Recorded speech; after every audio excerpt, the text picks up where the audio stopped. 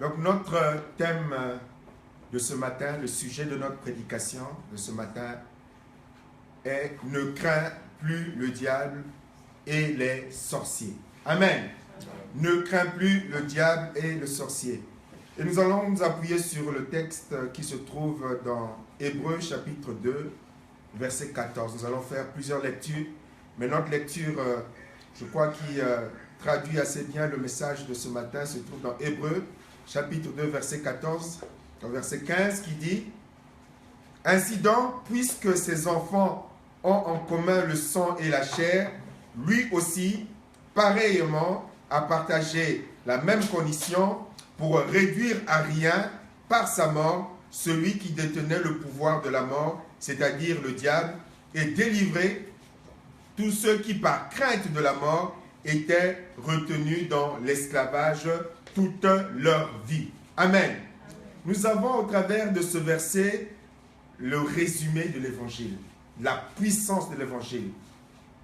Nous avons au travers de ces deux versets le résumé de la venue de Jésus-Christ et la mission principale de Jésus, qui est la victoire sur le diable et la libération de tous ceux qui étaient tenus en esclavage par la crainte de la mort.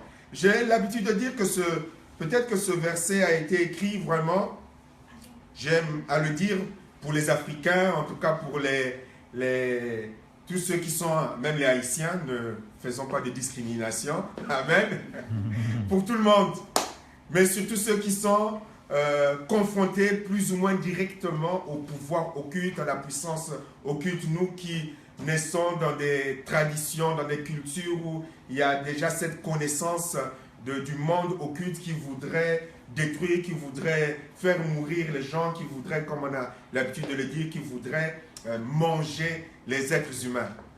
Nous qui grandissons dans cette culture des Angans, c'est ça? Est-ce que je prononce bien pour Haïti? Cette culture des Angans ou des sorciers. Amen.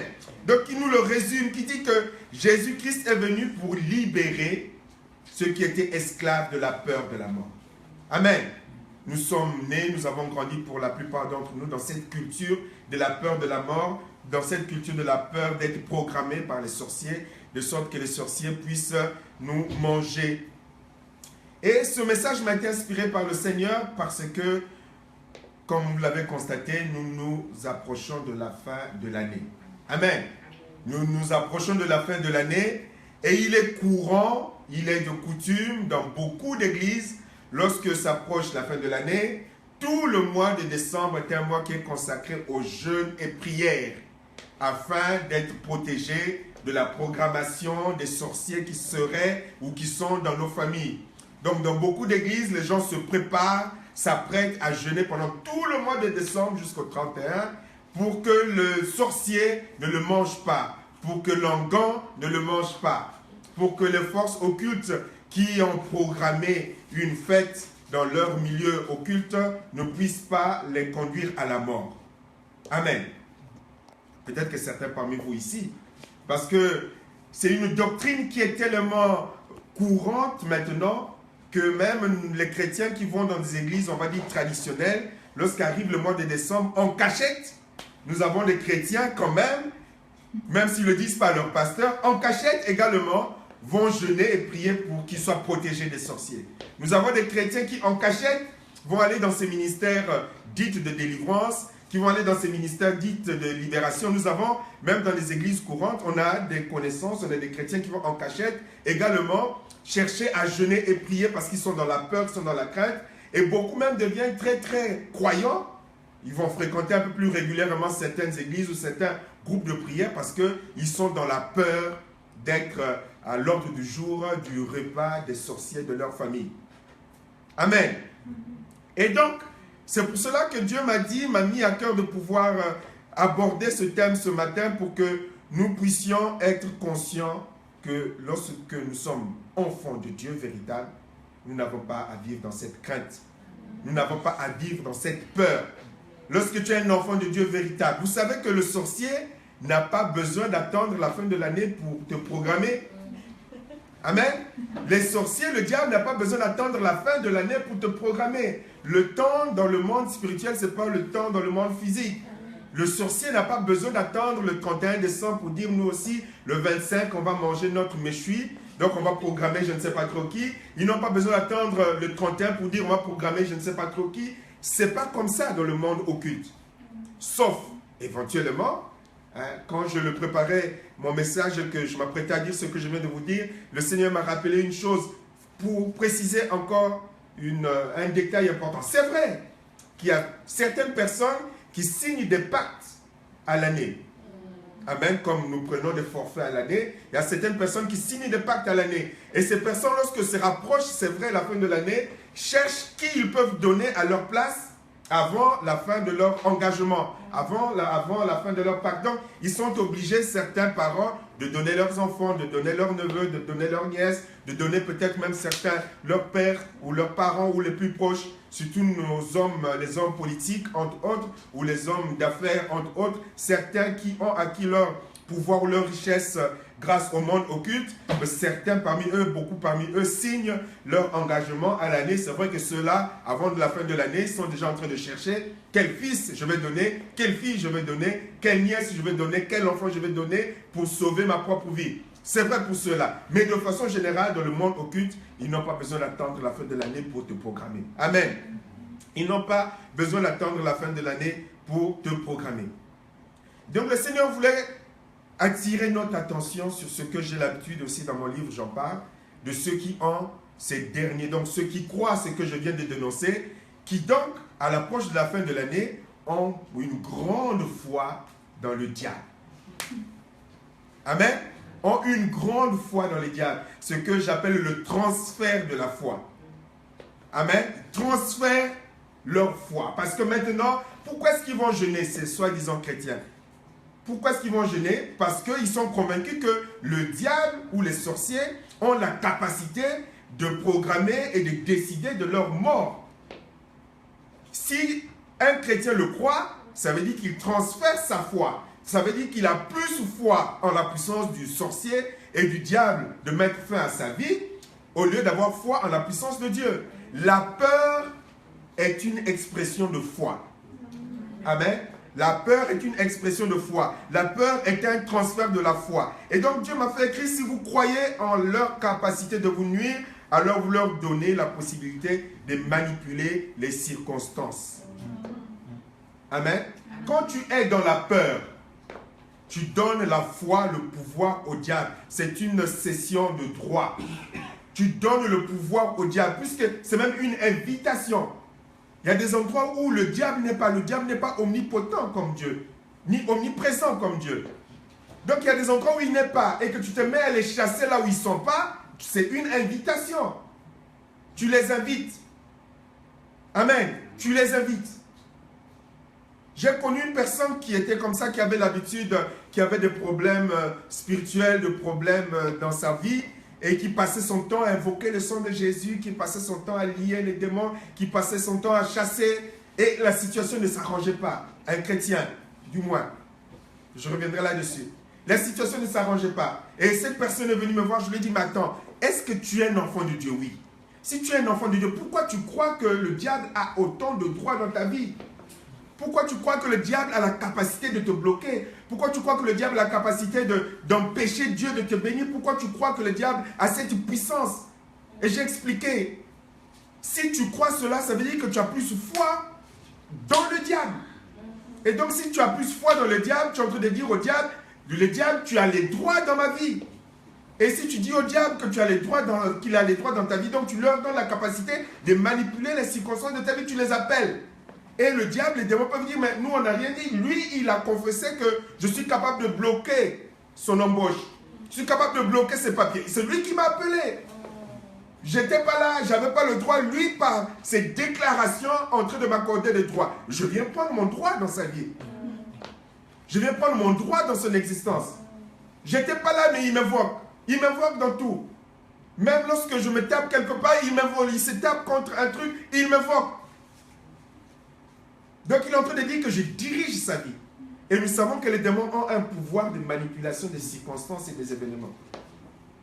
Ils n'ont pas la possibilité de nous détruire directement, mais ils peuvent manipuler les circonstances et les événements selon ce que tu confesses, de sorte à te conduire à ta perte, parce que tu as invoqué leur présence dans ta vie. Et quand j'explique à cette personne, je dis arrête, ta vie est, sauf si tu n'es pas de Dieu, mais si ta vie appartient à Dieu, loue ton Dieu, crois en ton Dieu. Le jour où la personne a arrêté d'invoquer, de mettre l'huile partout, d'invoquer le sang de tort et de travers, sa vie a changé, la personne a été guérie. Et c'est une personne épanouie dont la vie a explosé. Mais pendant longtemps, on lui a dit, mets de l'huile sur les murs, invoque le sang, chasse tel esprit, chasse tel autre esprit. En fait, en faisant de telles confessions, c'était des invocations ou des incantations. Amen. Des incantations. Et même le sorcier du village qui sait qu'il a perdu le droit, nous allons le voir dans la vie d'un chrétien, qui entend que tu as peur de lui. Mais vous savez, c'est comme dans une bataille, dans un combat. Lorsque vous êtes même le plus fort, du moment où vous avez peur, vous êtes vaincu. Amen. Vous êtes vaincu. Même si tu es le plus costaud, si tu es dans la peur, même un gamin peut te taper. Ce n'est pas parce que le gamin est plus fort, mais parce que le gamin a compris que tu as peur. Et si tu as peur, c'est fini. Donc même si tu te donnes un coup, tu as tellement peur de rendre que tu subis, tu prends les coups, mais tu ne peux pas rendre, alors que tu as la capacité. Une seule gifle, l'ennemi est par terre. Amen. Combien de personnes, même celui qui est en train de filmer, a témoigné que lorsqu'il était à l'école primaire, le caïd de celui qui faisait peur à tout le monde, il traumatisait tout le monde à l'école, sauf le jour où, on ne sait pas, il a fait une provocation supplémentaire, et ce jour-là, il a eu le courage de rendre, c'était l'école primaire, il a eu le courage de rendre, mais le caïd de l'école s'est retrouvé par terre, et depuis ce jour-là, le caïd n'était plus le caïd. Amen. Le caïd n'était plus le caïd. Mais le caïd régnait par la peur. Amen. Et par la peur, tu subis. Donc il y a deux catégories de chrétiens. Deux catégories de chrétiens. Il y a donc, on va dire de chrétiens. On a des faux chrétiens qui connaissent pas ce qu'ils sont dans le Seigneur. Amen. Et il y a des chrétiens qui sont ignorants. Donc il y a des chrétiens qui ne le sont pas vraiment. Ils ont juste été baptisés. Ils ont été plongés dans l'eau. On leur a donné l'étiquette de chrétien. Et puis, il y a celui qui est chrétien, mais qui est ignorant de ces trois. Je crois que dans nos églises, on a ces deux catégories. De faux chrétiens que j'appelle, moi je les qualifie de faux chrétiens, des chrétiens juste baptisés d'eau, qui ne sont pas réellement nés de nouveau. Et puis, il y a des chrétiens authentiques, mais à qui on n'a pas enseigné, ou qui n'ont pas pris, parce que, bon, on peut trouver l'excuse en disant, voilà, je n'ai pas été enseigné, mais le plus grand des enseignants, c'est le Saint-Esprit. Il y a une chose qui est prioritaire pour tout le monde, parce que là, quand je vous parlais, le Seigneur attire mon attention là-dessus, parce qu'on peut trouver l'excuse en disant, on ne m'a pas enseigné. Mais le plus grand des enseignants, c'est qui? C'est le Saint-Esprit. Et l'école la plus grande où tu peux trouver toutes les connaissances se trouve où? La parole de Dieu. Amen. La parole de Dieu. Donc, on ne va pas trouver l'excuse en disant l'église ou le pasteur ou le docteur ne m'a pas enseigné, mais parce que toi-même, tu ne t'es pas discipliné à lire la parole de Dieu. Donc, si tu ne lis pas la parole de Dieu et que le Saint-Esprit ne t'enseigne pas, tu vas grandir sans connaître les droits que tu as en tant que chrétien, en tant qu'enfant de Dieu. Moi, j'ai fait partie de ces, comme je le dis dans le livre, j'ai fait partie de ces chrétiens qui ignoraient leurs droits. J'ai été de ces chrétiens qui ne connaissaient presque pas la parole de Dieu. Mais j'étais de ces chrétiens qui connaissaient beaucoup de doctrines, qui avaient entendu beaucoup de choses sur les choses des ténèbres, qui avaient entendu beaucoup de choses sur les démons, sur le diable, sur la capacité du diable de maudire, de tuer. De sorte que même quand je suis devenu, je me suis converti et que j'entendais les chrétiens, j'écoutais certains pasteurs, je lisais certains livres, j'ai continué à vivre dans la crainte et dans la peur du diable. J'ai continué à craindre que le sorcier me mange. J'ai continué à grandir dans la peur du noir. L'obscurité. Non. Lorsqu'il fallait traverser un endroit obscur, ben je faisais comme mes enfants maintenant. Je courais. Je courais. Eux, ils ont une excuse, ils ne savaient pas. Mais moi aussi, je ne savais pas. Ma vie a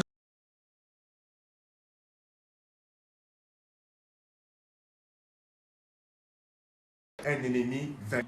Ma vie a changé le jour où j'ai découvert que le diable était un ennemi qui ne pouvait pas me toucher sans l'autorisation de Dieu. Ma vie a changé le jour où j'ai découvert que le diable était limité. Ma vie a changé. Il y a un avant et un après. Mais tu le découvres comment? Au travers de la parole de Dieu. Et donc, il est important que nous puissions apprendre à connaître ce que la Bible dit nous concernant. Amen. Et ce que je dis, c'est l'évangile. C'est l'évangile. Pourquoi Jésus est venu? Il est venu pour détruire les œuvres du diable. Point barre. Amen. Les œuvres du diable sur lesquelles il s'appuyait au travers du péché. Donc il est venu régler les 3 problèmes qui touchent l'homme. La chair, le péché et le diable. Alléluia. Nous avons l'évangile ainsi résumé. Donc les vrais chrétiens et les chrétiens qui ne sont pas ignorants de leurs droits ne vivent plus dans la peur du diable. Si tu es un chrétien qui vit encore dans la peur du diable, des sorciers ou des engans, alors tu as un problème avec l'évangile. Ça veut dire que tu ne connais pas Jésus-Christ. Ça veut dire que tu ne connais pas ton Dieu. Soit de 2 choses, ou tu n'es pas vraiment chrétien, donc juste baptisé, soit alors tu es un chrétien qui ne connaît pas tes droits. Alors, il faut que tu repartes dans la parole de Dieu. Et c'est ce que nous allons partager. Pour découvrir que tu n'as pas besoin de jeûner et prier pour que le sorcier ne te touche pas. C'est une perte de temps. Ça, c'est plutôt une grève de la faim. Inutile. Amen. Nous allons voir, nous allons lire un texte qui se trouve, premier point, Colossiens 1, du verset 12 au verset 14. Colossiens 1, verset 12 au verset 14. Qui nous dit ceci. Rendez grâce au Père qui vous a rendu capable d'avoir part à l'héritage des saints dans la lumière, qui nous a délivrés de la puissance des ténèbres et nous a transportés dans le royaume du Fils de son amour, en qui nous avons la rédemption, la rémission des péchés. Il nous a, en effet, nous dit une autre version, arrachés de la puissance de la nuit. Une autre version dit encore, il nous a arrachés au pouvoir des ténèbres. Colossiens 1, du verset 12 au verset 14. Amen. Donc l'évangile est clair. La parole de Dieu est claire. Parfois nous compliquons les choses pour rien. Et c'est vrai que les faux enseignants, les faux docteurs sur la délivrance, sur le combat spirituel, profitent de cette ignorance pour s'enrichir. Ils cultivent la peur du diable pour que leur église grandisse. Comme les gens ne peuvent pas connaître Jésus-Christ par eux-mêmes, alors ils cultivent la peur du diable pour que les gens vivent dans cette peur. Et plus les gens vivent dans cette peur, ces personnes restent esclaves de la peur du diable. Alors que Jésus-Christ est venu nous libérer justement de la peur du diable. L'évangile de Jésus-Christ nous libère de la peur du diable. La parole de Dieu est claire. Amen. Nous l'avons lu. Que Jésus-Christ est venu nous délivrer de la puissance des ténèbres. Il est venu nous délivrer de la puissance de la nuit. Nous dit une autre version. C'est-à-dire que la nuit, tu peux dormir. Tu n'as pas besoin de te réveiller à 3 heures du matin parce qu'à 3 heures du matin, c'est là que les sorciers sont les plus terribles, les plus tenaces. Donc, on t'a enseigné dans ton église qu'il faut que tu te réveilles à 3 heures du matin, que tu sois éveillé. En conséquence, même au travail, tu es super fatigué.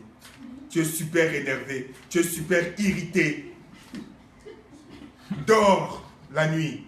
Parce que tu n'as pas besoin de te réveiller à 3 heures du matin pour combattre je ne sais quel sorcier ou quel esprit territorial. Dors la nuit. Ça évitera à tes enfants de subir ta mauvaise nuit parce que tu n'as pas assez dormi. Ça t'évitera d'être un mauvais témoignage à ton lieu de travail. Amen. Dors la nuit parce que quand tu te réveilles la nuit à chasser les démons, les esprits, tes enfants ne dorment pas. Et même à l'école, les enfants sont obligés de somnoler. Et à cause de cela, même certains enfants ont été retirés de leurs parents. Parce qu'arrivés à l'école, les enfants dormaient. Ils ont posé des questions aux enfants, mais qu'est-ce qui se passe? Mais voilà, la nuit, ma mère se réveille. Mais pourquoi elle se réveille? Elle chasse des esprits. Oh là! Elle est une déséquilibrée mentale, votre maman. Il faut qu'on vous récupère. Beaucoup d'enfants ont été récupérés. Beaucoup. C'est des réalités, hein. Beaucoup le savent, même ceux qui nous écoutent. Obligés. Les enfants ne peuvent pas dormir dans la nuit, pendant la nuit. Et donc, à l'école, ils sont fatigués. Amen. Mais la Bible nous dit que, j'aime les différentes versions de la Bible, c'est clair. Il nous a arrachés de la puissance de la nuit. C'est-à-dire que la nuit, tu n'as pas à avoir peur. Dors, loue ton Dieu, dors. Alléluia. Loue ton Dieu, dors. Même si le diable vient t'attaquer. J'ai passé une nuit, je ne sais pas si c'était une vision ou un rêve, mais en tout cas, cette nuit, me confirmant d'ailleurs le terme de ce message, j'ai eu à me battre. grand feu. Amen. Tu dis pas, je reste éveillé, j'allume toutes les lumières, j'allume la télé, je ne dors plus jusqu'à 6 h du matin parce que je suis dans la peur. Non. Le diable peut venir te déranger dans la nuit. Bon, ben écoute, si c'est de façon visible, tu prends autorité au nom de Jésus et tu repars ronfler, dormir tranquillement. Amen. C'est cela l'évangile de Jésus-Christ de Nazareth. Il nous a arrachés de la puissance de la nuit, il nous a arrachés au pouvoir des ténèbres. C'est-à-dire que le jour où tu es devenu un enfant de Dieu, tu as changé de royaume. Amen. Tu as changé de royaume. Tu as changé d'adresse. Tu as changé de maison. La Bible nous dit qu'il nous a transportés. Donc, nous étions, avant notre conversion, nous étions dans le royaume du diable. Alléluia. Mais lorsque nous venons à Jésus-Christ, il nous transporte. C'est-à-dire que tu n'es plus dans le royaume de ténèbres. Il nous a transportés dans son royaume. Alléluia. Quand tu te convertis réellement, quand tu es réellement un enfant de Dieu, né de nouveau, tu es arraché. Là ça s'applique, hein, il nous a arrachés. Là, ça s'applique. Pourquoi il nous arrache? Il nous arrache parce qu'à l'origine, nous n'appartenons pas au diable. Le diable est un voleur. Il a manipulé nos ancêtres Adam et Ève pour prendre possession, prendre autorité sur nos âmes.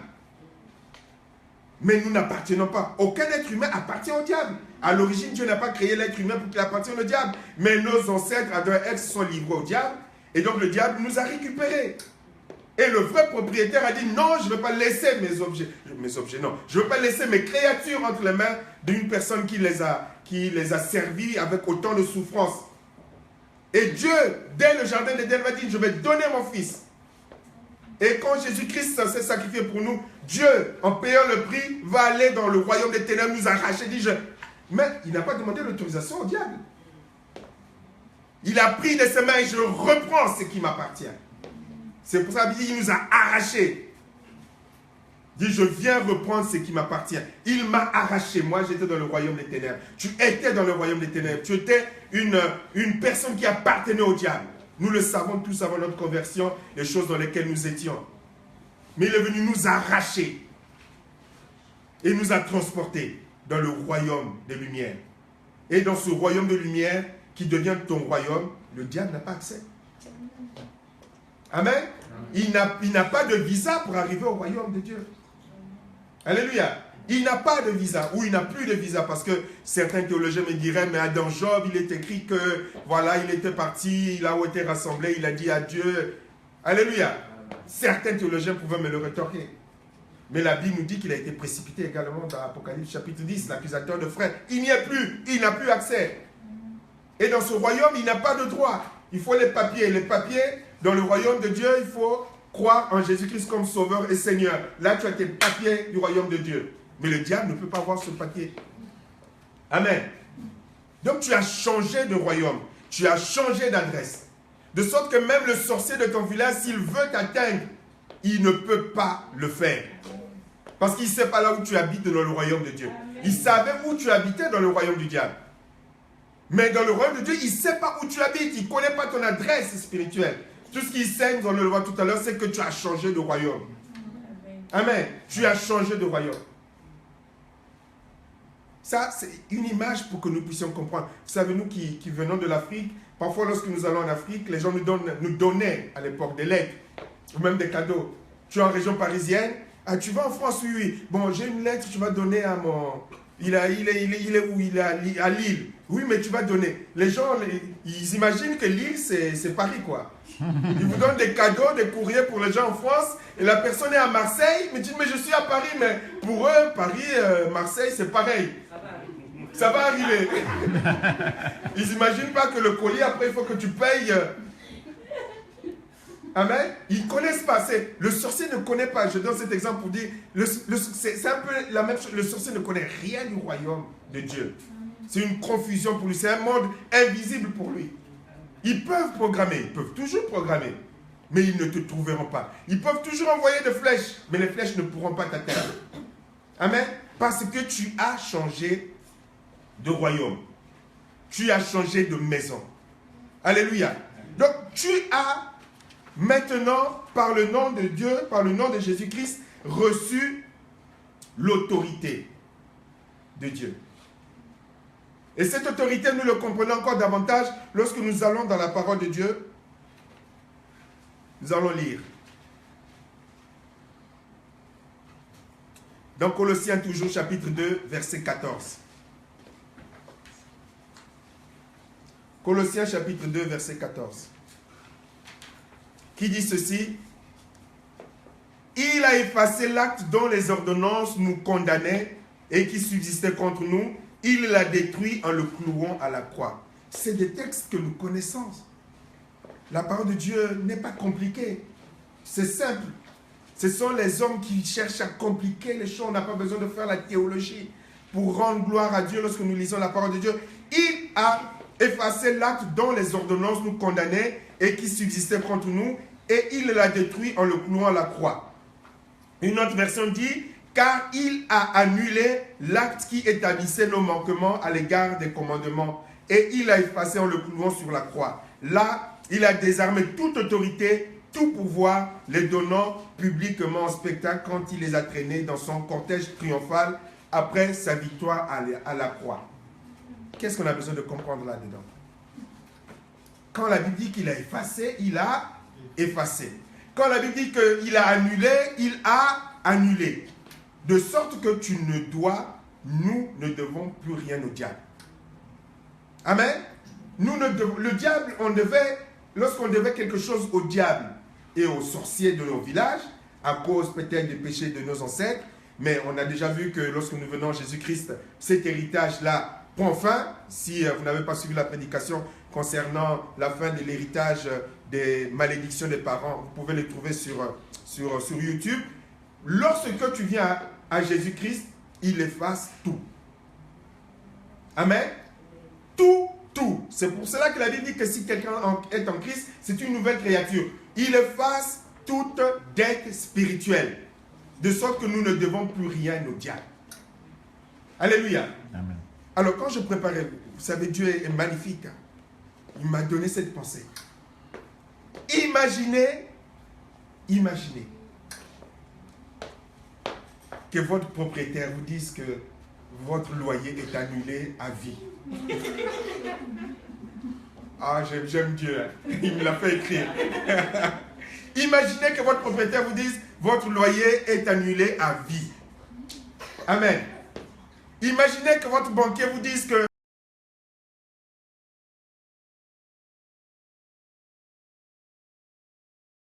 nous sommes heureux si lundi, Maman Carmel, ton banquier ou ton propriétaire ou l'État te le dit, c'est annulé, effacé. Mais tu vois, alléluia, c'est terminé, mais ta vie va changer. Amen.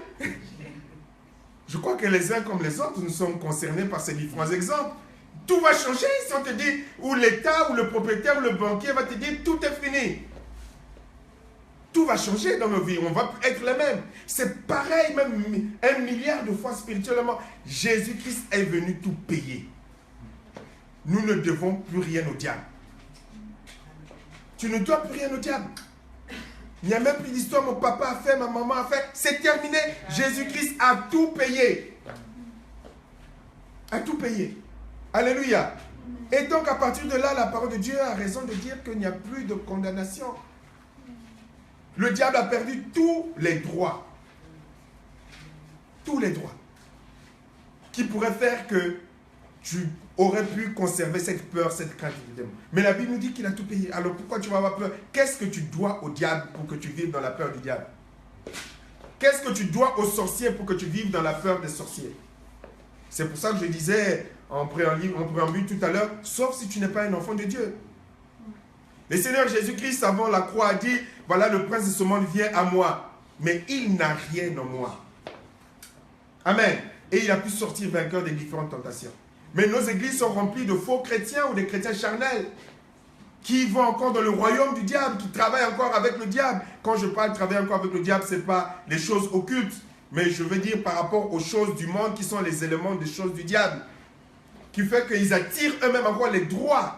Quand tu vis dans la débauche, quand tu vis dans le désordre, quand tu vis dans le mensonge, par exemple dans le mensonge, la Bible dit que le père du mensonge c'est qui? Donc si tu vis dans le mensonge, regardez toutes ces personnes qui sont dans les faux papiers, faux ceci, faux cela, faux mensonge de la tête aux pieds. Donc toi-même, tu es un aimant pour les démons. Dis, tu m'appartiens, tu es tellement dans le mensonge que tu m'appartiens. Ils sont nombreux, les chrétiens, les gens qui se disent chrétiens, qui sont dans le faux, qui sont dans le mensonge. Faux, archi faux. Les gens, qu'est-ce qu'ils ne sont pas prêts à faire pour avoir les papiers? Mais les dimanches, ils sont à l'église. Ils chantent, ils louent Dieu, ils ont des responsabilités. Mais toute leur vie n'est que mensonge. Ben, c'est normal que tu vives dans la peur du diable. C'est normal que tu vives dans la peur des sorciers. C'est normal. Parce que tu as des choses qui appartiennent au diable dans ta vie. Donc plutôt que d'aller jeûner, comme le disait d'ailleurs si bien le pasteur Ndong hier, au lieu plutôt que d'aller jeûner pour que le diable ne te touche pas, repens-toi. Mets ta vie en règle. Abandonne les choses qui ne glorifient pas Dieu. Abandonne les choses qui attirent les démons. Abandonne les choses qui pourraient faire que le sorcier puisse t'atteindre. La Bible dit que ne laissez pas accès à l'ennemi. Ça veut dire que si tu laisses accès à l'ennemi, il a le pouvoir de t'atteindre. La Bible dit que le diable rôde comme un lion rugissant, cherchant qu'il va dévorer. Donc si tu sors de l'enclos de protection de Jésus-Christ de Nazareth, ben le lion va t'atteindre. Amen.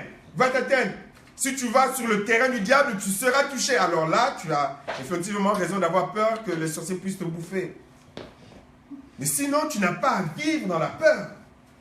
Parce que tu ne dois plus rien au diable. Alléluia. Tu ne dois plus rien au diable. La parole de Dieu est magnifique. On va lire un texte qui nous rassure encore davantage.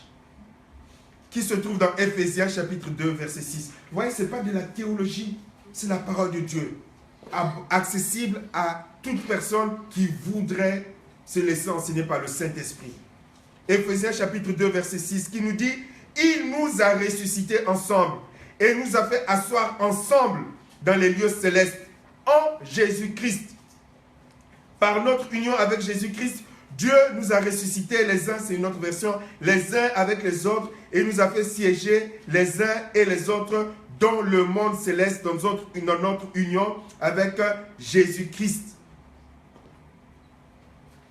Ce qui veut dire que, ce que je disais tout à l'heure, tu as changé de royaume.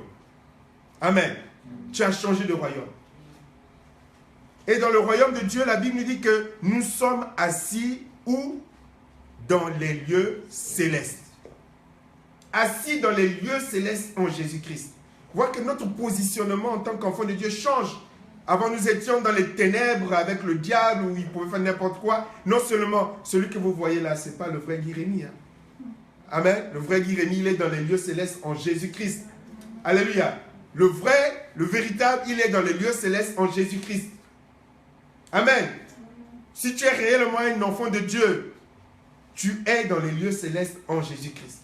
Et nous le verrons tout à l'heure, assis en plus à la droite du Père. Donc lorsqu'on comprend les choses spirituellement, les choses changent.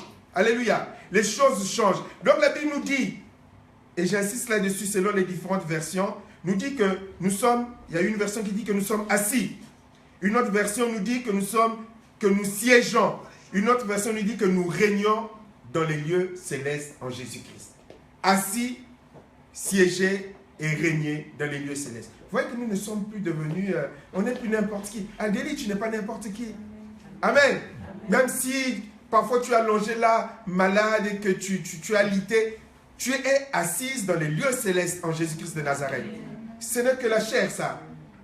Ton vrai toi est assis dans les lieux célestes en Jésus-Christ. Tu es en train de régner. C'est pour ça que nous pouvons même prendre autorité, nous le verrons tout à l'heure. Nous avons un pouvoir d'autorité. Nous savons parce que nous sommes là-haut, nous ne sommes pas par terre. Et que nous pouvons regarder les démons, le diable de haut pour leur dire au nom de Jésus, tu dégages. Une fois j'ai eu cette vision où le Seigneur m'a placé à une table, on était à une table, il y avait un pasteur que le diable était en train d'accuser, il y avait moi sur l'autre côté, et puis il y avait le diable au milieu, et j'étais en train de le gronder, j'attendais le gronder comme un gamin, il n'a rien dit. Il ne peut rien dire lorsque tu fais les choses au nom de Jésus. C'est pas je suis super puissant, Guy Rémy. Non, ça n'a rien à voir. C'est une autorité que nous avons reçue de Jésus. Amen. C'est comme le policier, même le moins gradé, il a l'autorité de l'État français. Donc quand il parle, c'est l'État français. C'est pas lui, c'est pas le bonhomme. Il a l'autorité de l'État français. Tu le touches. Amen. Est-ce que vous comprenez? On n'a pas besoin d'être général. Non, même le grade le plus faible de la police à l'autorité de l'État français. Il représente l'État français. Donc quand tu es un enfant de Dieu, tu représentes l'autorité du royaume de Dieu. Tu es haut placé. C'est pour ça la Bible dit que nous n'avons plus à céder à l'esprit de timidité, de peur, de crainte. Moi, je ne peux pas. Non, non, non. Tu n'es pas n'importe qui. Tu es dans les lieux célestes. C'est-à-dire que l'étage supérieur, là, plus que la tour de l'actuel président, futur président américain, ça, c'est rien, ça. Tu es haut placé. Alléluia. Tu es assis, tu sièges et tu règnes dans les lieux célestes. Mais il faut que tu le saches. C'est à partir de là qu'aucune épreuve ne va venir te décourager. Pourquoi? Non, non, non, non, non, non, non, non, non, non, non. On garde le calme, on regarde à son Père. Alléluia. On regarde à son Père. On avance encore. Au Colossiens chapitre 3, verset 3, qui nous dit, on va encore le comprendre mieux, car vous êtes morts, Colossiens 3, verset 3, pour ceux qui notent. De toutes les façons, vous allez réécouter la prédication sur Facebook, Colossiens 3, verset 3, car vous êtes morts et votre vie est cachée avec Christ en Dieu. Amen. On comprend mieux. Et cachée avec Christ, mais où? Mais dans les lieux célestes. Alléluia. Et caché avec Christ en Dieu, où? Dans les lieux célestes. Et nous bénéficions de cette double protection qui fait que c'est une perte de temps de se concentrer sur les démons. C'est une perte de temps de se concentrer sur le diable. C'est une perte de temps de se concentrer sur les puissances occultes. Concentre-toi sur Jésus-Christ et la mission pour laquelle nous sommes prioritairement sur cette terre qui est l'évangélisation. Concentre-toi. Elle fait des jeûnes et prières pour chasser les démons. Elle fait des jeûnes et prières, des nuits de prières pour chasser le diable. Jésus-Christ a tout réglé. Tout réglé. Amen. Tout réglé. Il y a des choses plus importantes. Maintenant, nous nous occupons des affaires de notre royaume. Le royaume du diable, on s'en contrefiche. Et s'il vient nous rencontrer, bon, on prend autorité, mais on continue notre mission. Amen. Double protection. La double protection nous dit que ta vie, si tu es réellement Jésus-Christ, la Bible le précise, hein, lorsque vous prenez dès le verset 1, c'est important, si vous êtes réellement ressuscité en Jésus-Christ. Amen. Cherchez les choses d'en haut où Christ, là, Colossiens chapitre 3, à partir du verset 1, que vous avez certainement sous les yeux. Si vous êtes réellement ressuscité en Christ, cherchez les choses d'en haut où Christ est assis à la droite du Père. Amen. Car vous êtes morts et votre vie est cachée avec Christ en Dieu. Il est en train de parler là, si vous avez bien compris, de la nouvelle naissance réelle. Mort, ressuscité. Amen. Quand il parle, si vous êtes mort et pas de résurrection, c'est lorsque réellement tu as suivi les différentes étapes de la vie chrétienne. Tu es mort, donc baptême d'eau, ressuscité, né du Saint-Esprit. Donc un vrai chrétien, il est en train de parler des expériences, de l'expérience du véritable chrétien qui est passé par la mort spirituelle et qui passe par la résurrection spirituelle. Une nouvelle créature. Il y a le conditionnel qui est là. Amen. Il y a le conditionnel. À partir de là, ta vie est cachée. C'est-à-dire que tu es en Christ et Christ est en Dieu le Père, en quelque sorte. De sorte que le diable ne peut pas, il n'a pas le pouvoir, il n'a pas l'autorité, il n'a pas la capacité de traverser Jésus-Christ et Dieu le Père pour te toucher. Amen. Pour te toucher. Tu es le noyau. Tu es au centre. Et le diable, le sorcier, s'il veut te manger, il faut qu'il traverse Jésus, il faut qu'il traverse Dieu le Père l'Éternel pour venir te toucher. Qui a ce pouvoir? Qui a ce pouvoir? Il ne peut pas. Alors pourquoi vivre dans la peur des démons? Pourquoi vivre dans la peur des sorciers? Si tu es, comme la Bible dit, Colossiens chapitre 3 à partir du verset 1, si tu es réellement né de nouveau, pas si tu as été baptisé juste d'eau, pas si tu chantes à l'église, pas si tu prêches à l'église, pas si tu vas à l'église, si tu es réellement devenu un disciple de Jésus-Christ, tu es réellement devenu un vrai enfant de Jésus-Christ, là, tu n'as pas à craindre. Mais si tu es un chrétien que de nom, oui, va faire ta grève de la faim, mais ça ne te protégera pas des démons, ça ne te protégera pas des sorciers. C'est une peine perdue. Mets ta vie en règle. Deviens un véritable enfant de Dieu. Deviens un vrai chrétien. Arrête d'aller grossir toutes ces églises, tous ces ministères qui ne te conduisent pas à cette sanctification qui te protège. Tu ne seras pas protégé des démons et des sorciers si ta vie est dans les désordres. C'est une perte de temps. Le jour où ils vont te programmer, tu seras dans le plat. Amen. Tu seras dans le plat. Même si tu invoques tout ce que tu veux. Un autre verset, Éphésiens chapitre 2, verset 6. Mais on n'a que des privilèges magnifiques. Vous comprenez pourquoi est-ce que on est les hommes, comme je l'ai publié ce matin, on est les hommes les plus heureux de la terre, nous les chrétiens. Si tu ne vis plus dans la peur du diable, si tu réalises celui que tu es devenu en Jésus-Christ, mais tu es heureux, tu es épanoui. Les choses changent. Vous n'êtes pas d'accord avec moi quand tu comprends ça? Quand tu as grandi dans une culture où on t'a dit tu dois craindre tonton, tu dois craindre papa, tu dois craindre le voisin, tu dois craindre la voisine, parce qu'il n'y a pas que la famille, il y a aussi les voisins, les voisines, ceux qui sont jaloux de papa, de maman, qui peuvent vouloir nous nuire spirituellement, envoyer des fétiches contre nous, faire des mauvaises incantations contre nous. Tu dois craindre tout le monde, tu as peur de tout le monde. Je connais une personne qui témoignait parce que les parents allaient travailler la nuit, donc il fallait les dormir chez la voisine, mais c'est la voisine qui lui a détruit sa vie par le pouvoir occulte. Donc, on vit dans la crainte de tout le monde. Mais quand tu réalises ce que tu as reçu en Jésus-Christ, mais la tristesse est finie. On est épanoui en Jésus-Christ. Amen. Je continue. Donc, Éphésiens chapitre 2, verset 6. Il nous a ressuscités ensemble. Et nous a fait asseoir ensemble dans les lieux célestes. Amen. Assis ensemble, on est dans les lieux célestes. Dans les lieux célestes en Jésus-Christ. En Jésus-Christ. Dans notre union avec Jésus-Christ, Dieu nous a ramenés de la mort avec lui pour nous faire régner avec lui dans le monde céleste. Alléluia. Donc nous sommes pleinement en position d'autorité. Éphésiens chapitre 1, verset 16 à 23.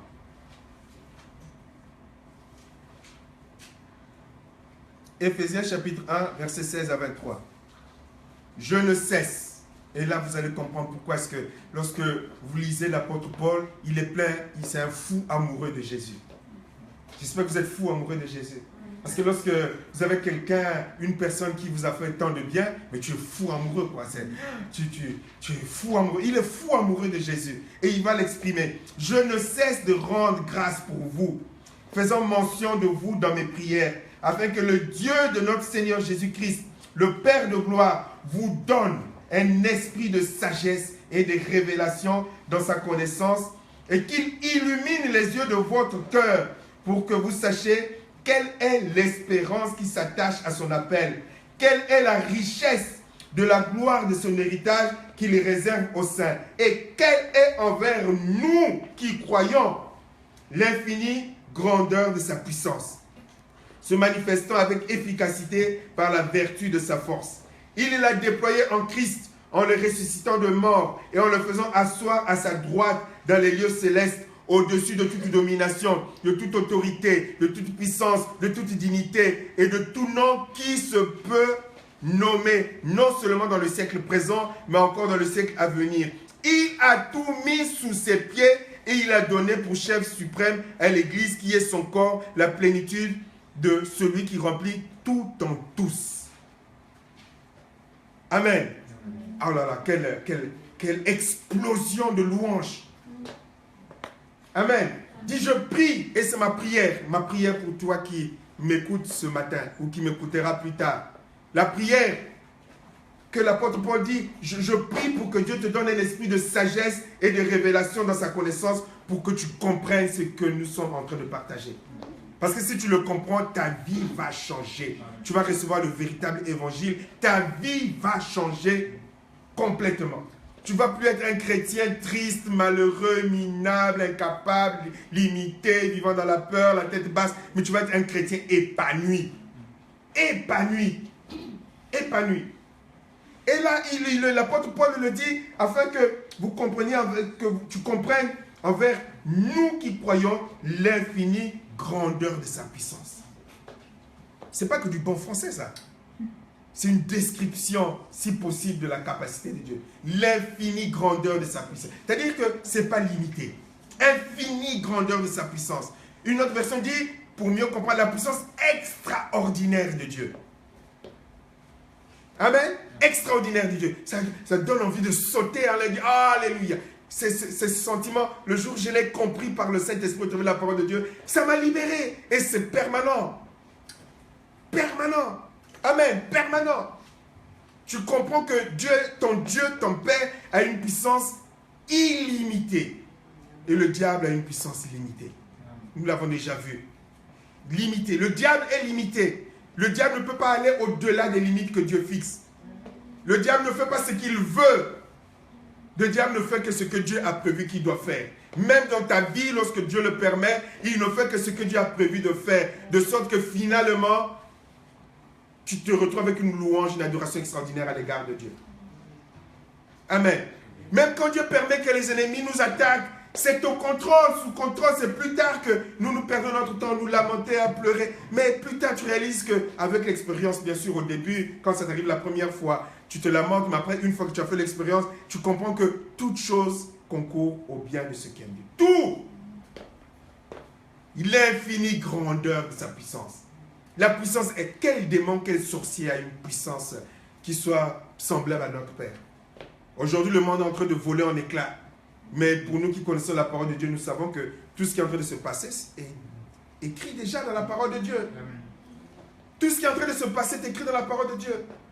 Tout qui prouve encore que Dieu est au contrôle de toutes choses. Donc la puissance, et la Bible dit que cette puissance extraordinaire est à la disposition de l'Église. Cette puissance extraordinaire est à ta disposition. Cette puissance extraordinaire est à ma disposition.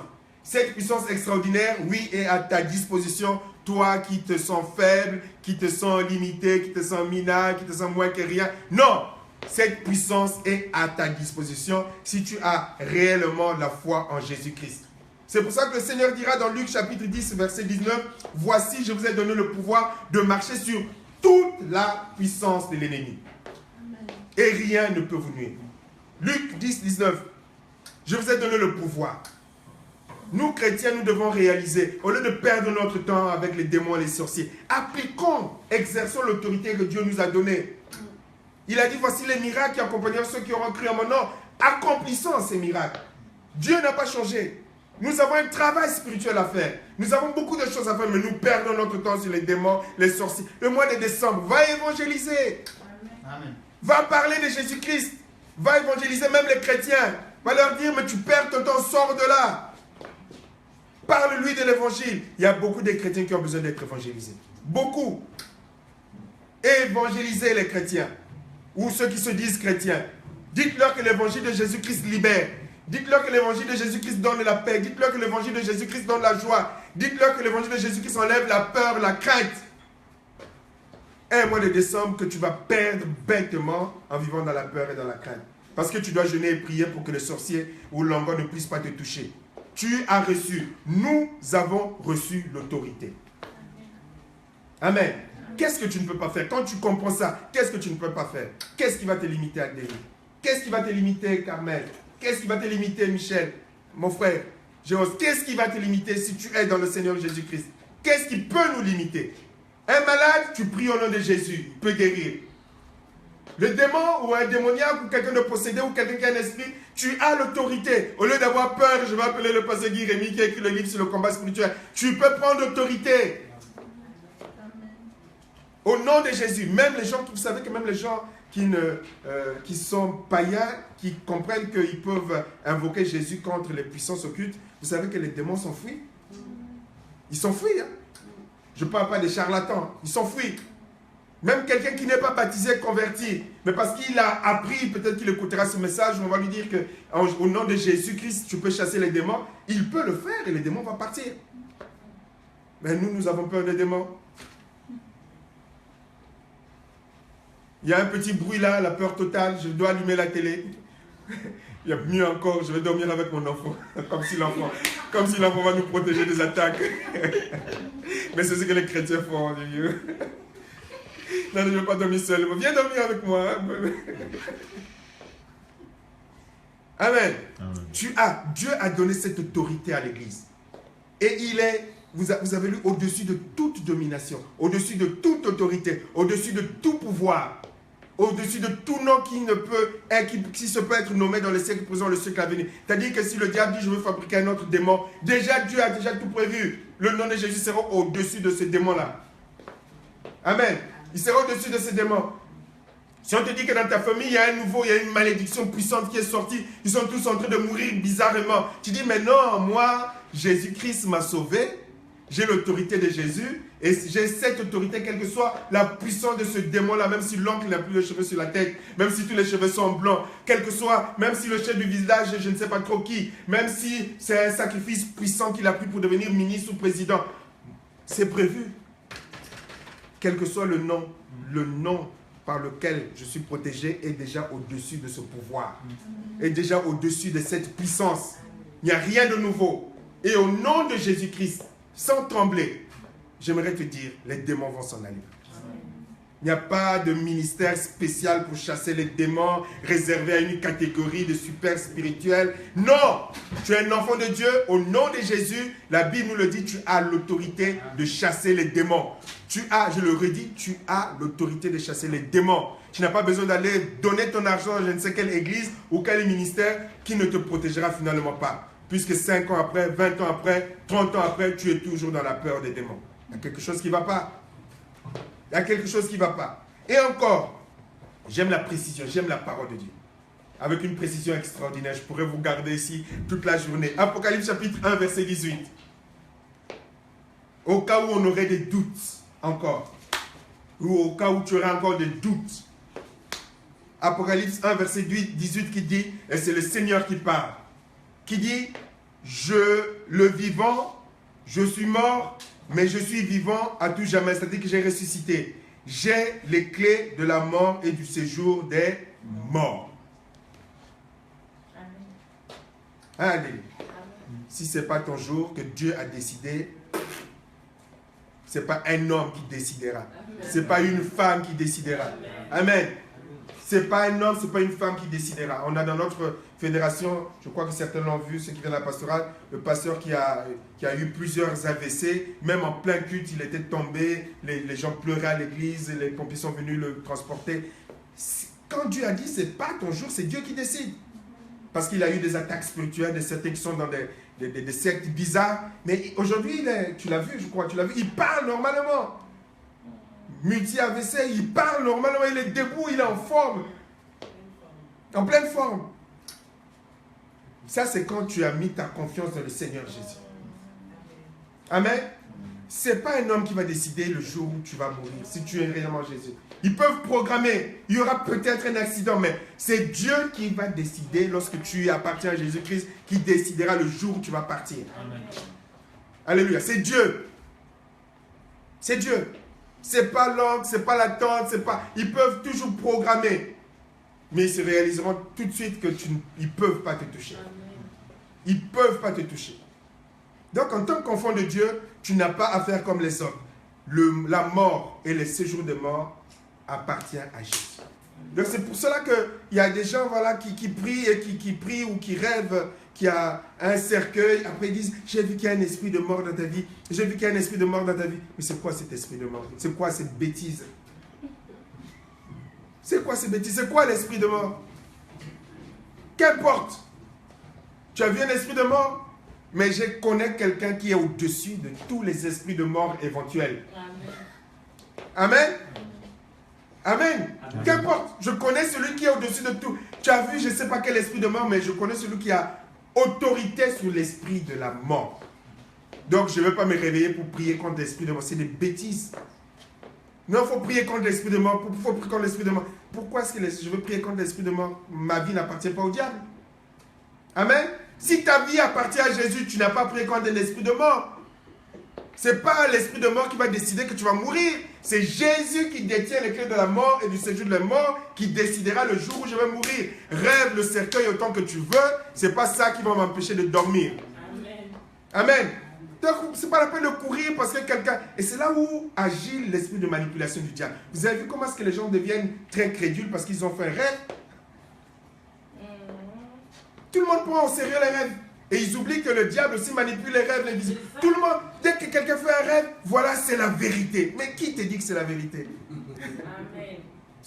C'est fou. C'est quelque chose qui me dépasse. Les gens qui ne marchent pas avec le Seigneur le jour où ils font un rêve, c'est comme si c'était la vérité suprême. Pas possible. Amen. Donc, ils vont rêver un cercueil. Ah, finalement, on m'a programmé. Mais qui t'a dit qu'on t'a programmé? Est-ce que c'est Dieu qui t'a dit qu'on t'a programmé? Quoi? Parce qu'on a vu là. Et le diable joue là-dessus. Et à partir de là, tu commences à vivre dans la peur. Je ne veux pas prendre ma voiture. Et puis, tu as tellement peur que même la voiture, tu la prends. Boum, accident. Ah, il ne fallait pas que je sorte.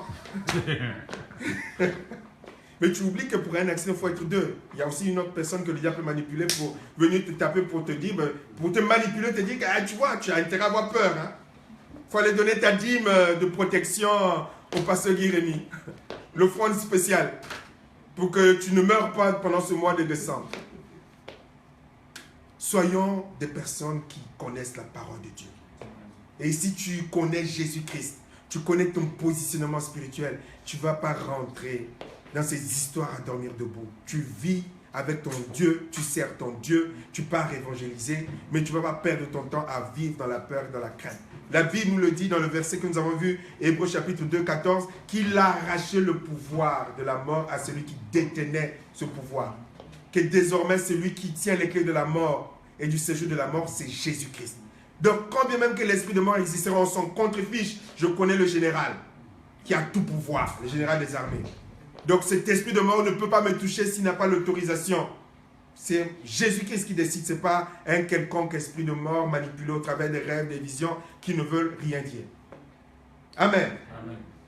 Est-ce qu'on ne peut pas louer Dieu quand tu connais tout ça? Amen. Est-ce que ta vie ne change pas quand tu connais tout ce que c'est la parole de Dieu qui dit, c'est ça.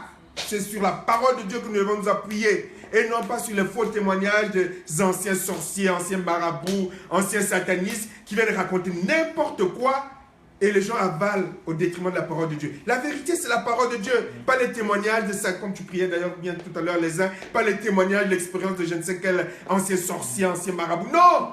La parole de Dieu, qu'est-ce qu'elle te dit? Ma foi est dans la parole de Dieu. Et si vous demeurez dans ma parole, vous connaîtrez la vérité, a dit le Seigneur Jésus-Christ, Jean chapitre 8, 32, 31, 32, 33. Vous connaîtrez ma parole et ma parole vous rendra libre, vous affranchira, c'est-à-dire va vous rendre libre, va vous libérer. Et donc quand tu connais cette parole, forcément, ça te libère et ta vie change. Alléluia. Amen. Est-ce que ce n'est pas magnifique? Amen. Comment ne pas louer ton Dieu? Comment ne pas rendre gloire à Dieu? Apprends à connaître Jésus. Sors de ces endroits où on te cultive dans la peur du diable. Quitte ces églises où on te cultive dans la peur du diable. Dieu t'appelle à la liberté, à l'épanouissement d'un véritable enfant de Dieu. Il y a du travail à faire pour Dieu. Tu ne vas pas vivre ta vie dans un ministère où on loue que le diable, où on ne glorifie que le diable.